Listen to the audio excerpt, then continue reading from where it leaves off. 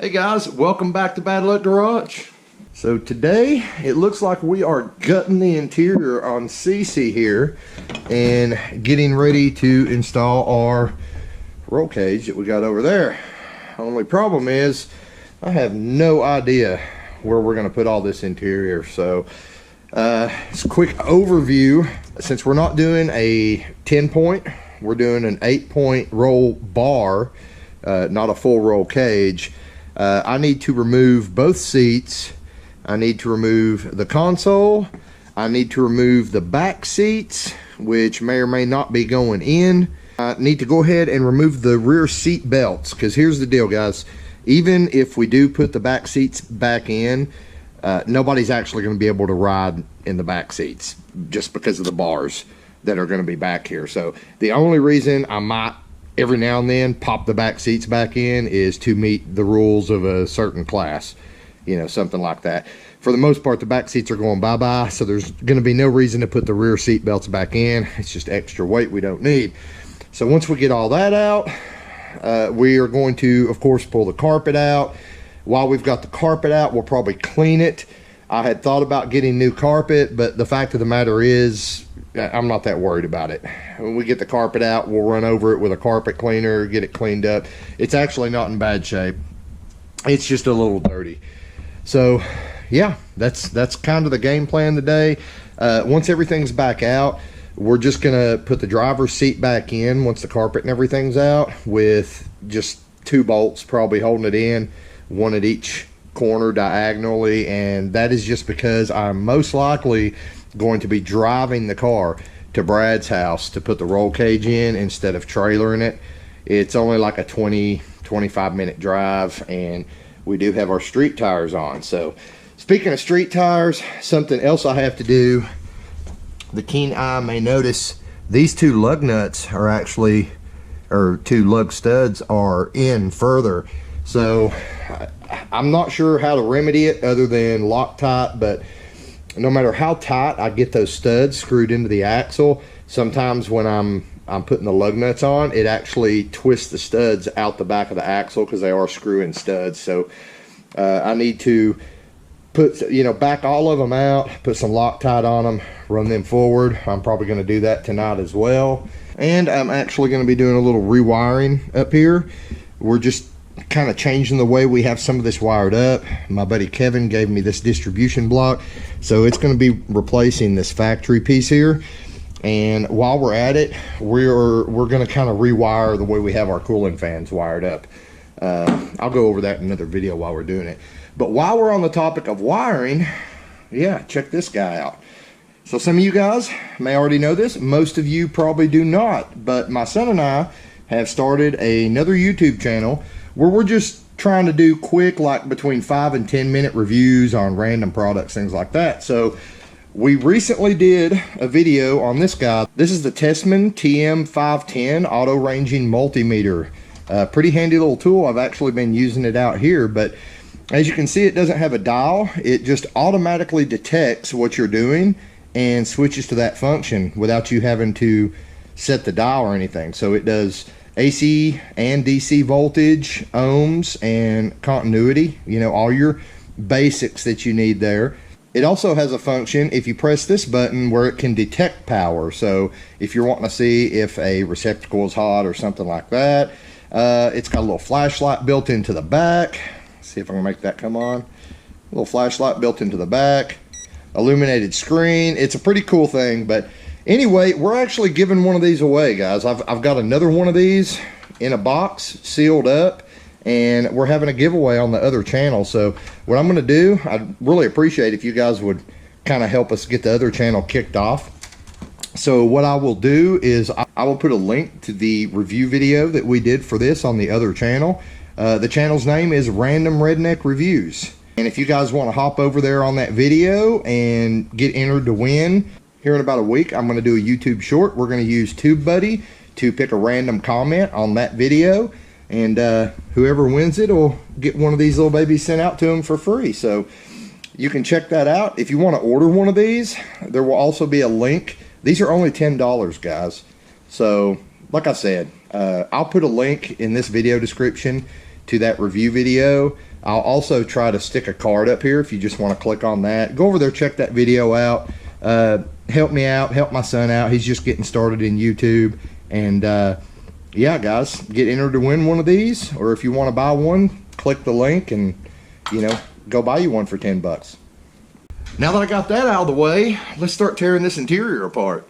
Okay, so I decided to try something I've never really done before in a video, and instead of you guys having to listen to me grunt and carry on while I'm taking stuff apart, I decided to do a voiceover. So you guys can let me know in the comments how you like this, but you can kind of see here, we're starting with the trim with the door seals, and we're just taking all these screws out. I have no idea why I left this clip so long. It really wasn't necessary. But here I am. So get all the screws out. After we get all the screws out, we just pop it out from under the seat belt, pull it out. Then we're moving on to the front seat belt bolts. It takes a big Torx bit, and man, they were in there pretty good. I'm telling you, but they eventually came out. Twist, twist, Robert. Get it done. So, pull them out, and I just kind of left those hanging. Didn't really take them all the way out. Now we'll take the little pillar trim out. There's just one screw that holds it on here, and once you get that screw out, you just kind of pull it loose. It's got those little plastic push-ins. So, just yank it right out of there.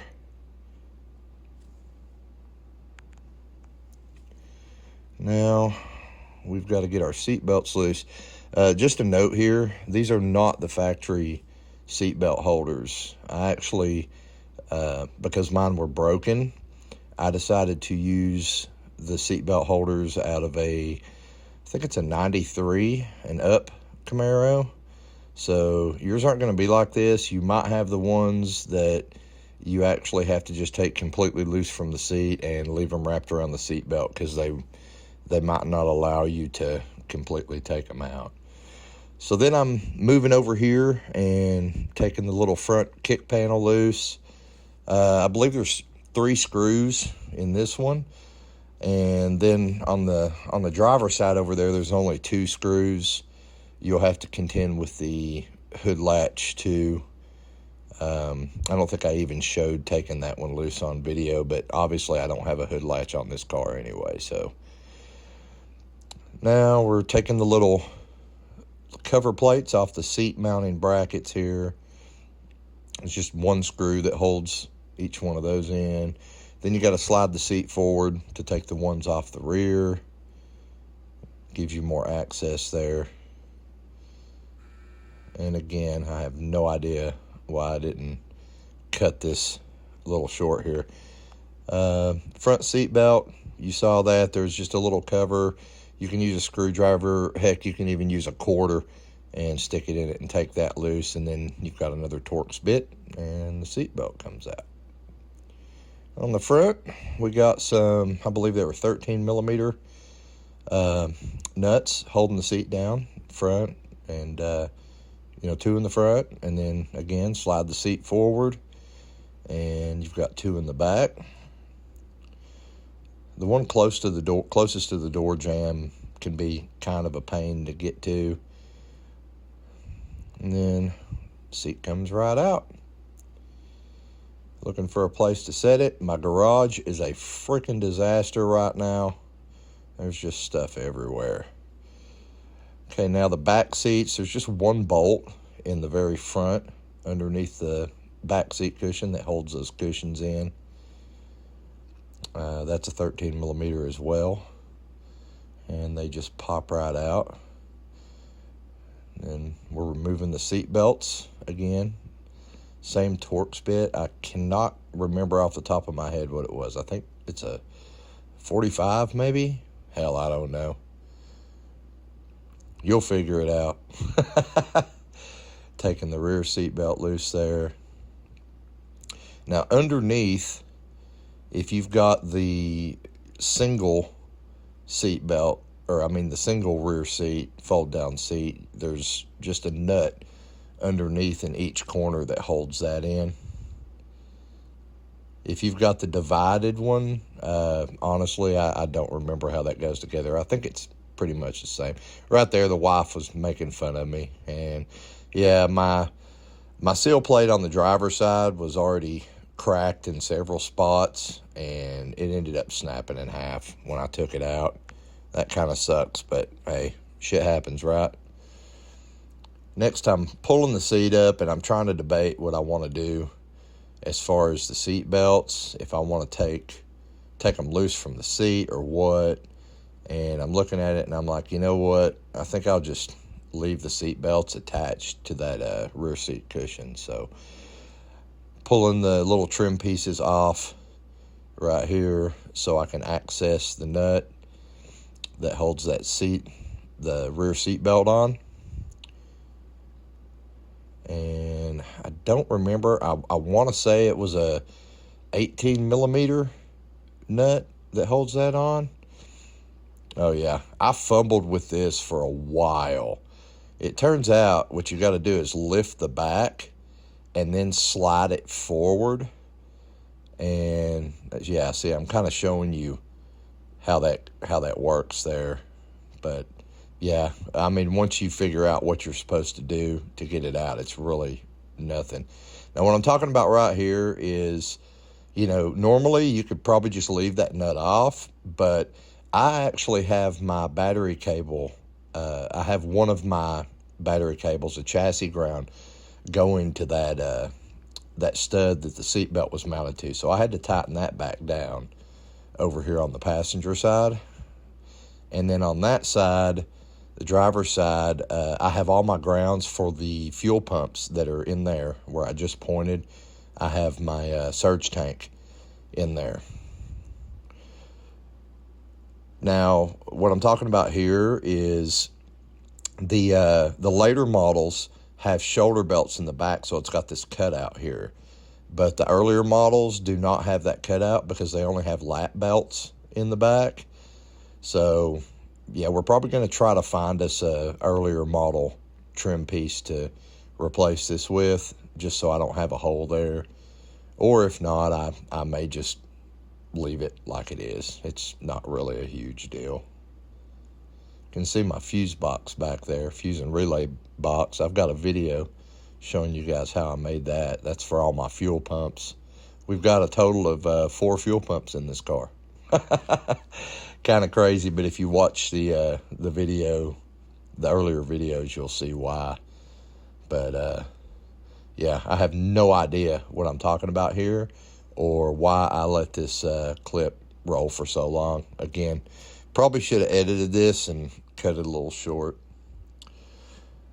Back over here, I was just looking at, you know, kind of how nasty everything was. But what's cool about these third gens is if you look back here, the carpet actually comes all the way down, and, you know, you don't have to worry about doing a rear seat delete because the factory has already provided you with carpet that overlaps.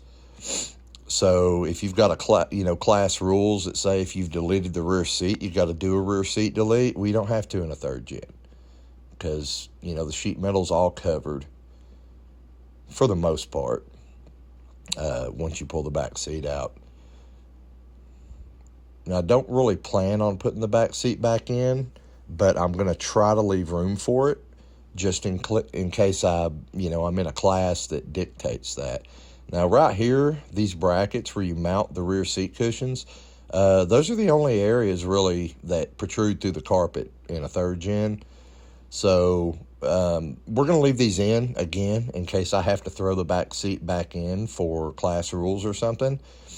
But we might cover them with some carpet patches or something like that, just to give it a little bit cleaner look, or maybe just paint them gray so they kind of blend in with the carpet. I am planning on painting the roll bar, roll cage, whatever you want to call it, gray as well. So we may just use the same paint on that just to make it kind of blend. All right, so we're getting ready to remove the upper console. You got all these little screws here. I believe they're T15s.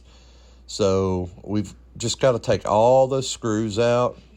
And then you've got these two 7mm bolts here. And then down in here, there's two 10mm bolts. So I took all those out and got the top off, and then you've got those two bolts, this one and this one. And then after you get those last two bolts out, you can remove the upper console, or so I thought. Here on the e-brake, I'm showing you, there's like a little screw right here. That's what holds your e-brake handle on there. You just take that screw out and then you can pull the handle off. So here's where things get kind of funny. I'm trying to maneuver the upper console out, and I'm like, why am I not able to get this out? So I fiddled with this for a good, 2 or 3 minutes. And then I finally figured out the lower dash cover right here where I'm pointing at. It's interfering. It won't let you take the console out. So I removed that, and then I was able to pull the upper console right out. Now we got these two screws or bolts right here. And if you move up here, you just need to take out the bolts for the climate control.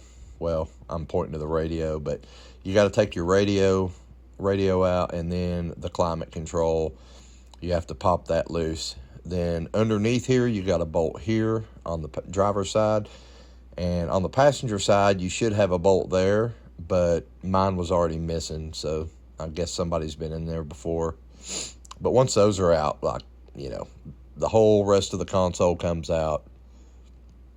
Easy peasy, guys. Easy peasy. Not a big deal. You can see I'm pulling the carpet out now, and you can see all my wiring. I think I'm going to talk about that later in the video, but pulling from the back. This carpet is glued down in like 5 or 6, maybe 7 different spots. So you got to kind of rip the insulation to, get it out in several spots. Yeah, that carpet, it looked good for the most part. When I bought this car, and I was like, man, the carpet's in really good shape for being over 30 years old. But once you get the seats out of the way, you start realizing it's not really in as good a shape as you thought it was. Fortunately, this isn't going to be a show car. So we'll probably just clean that carpet up and reuse it. And here we are, guys. Everything's out. You can see the floor pans on this car are in perfect condition. I mean, there is 0 rust in this car. I knew that when I bought it. The car was in really good shape. So as you can see, the car is gutted out to the point that we needed to put our 8-point roll bar in here. What I'm going to do now is I'm going to start going through here and getting rid of everything that I just don't feel like we need in the car. I'm not sure. I haven't done the voiceover for this video yet, so I'm not sure if I've already said this, but I'm going to get rid of all the airbag modules. Everything you see with yellow, that's airbag stuff. We don't need any of that. We got our old lock cable that goes to the steering column.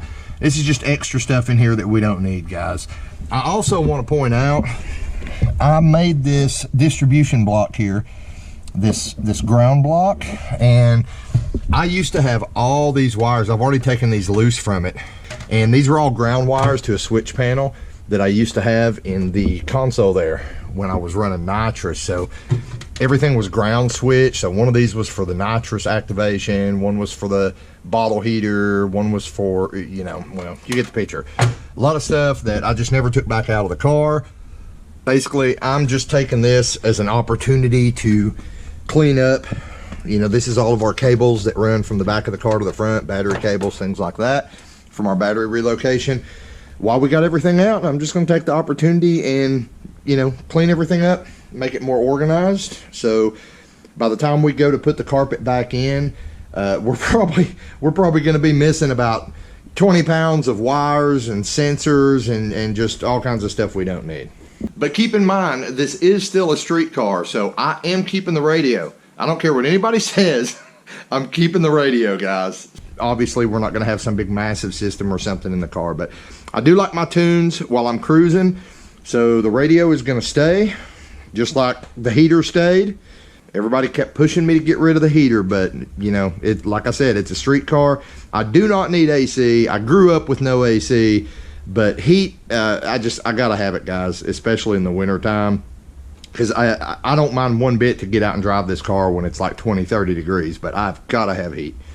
I've also decided once we get this car over to Brad's house, we're gonna take this carpet and we'll just lay it out flat here in the garage. And I know, guys, my garage is just a freaking disaster right now, but if you can see right there, we've actually got a deep cleaner for cleaning carpets, and then up on the top shelf there, we've actually got one of those little green machines that we can use to maybe clean on the seats and stuff like that. So while the car's over at Brad's house getting the cage put in it, we're gonna roll that carpet out on the floor here and clean it real good and put it back in.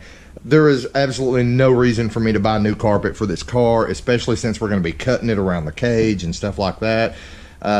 You know, this ain't a show car, guys, not a show car. So we'll reuse the carpet. If it doesn't clean up to the point that I like it, then maybe we'll go get some carpet dye and spray some gray carpet dye on it. But that's pretty much it, guys. The next video you see of Cece here will probably be the videos of Brad and I doing the cage, and that is supposed to take place on the weekend of February the 11th.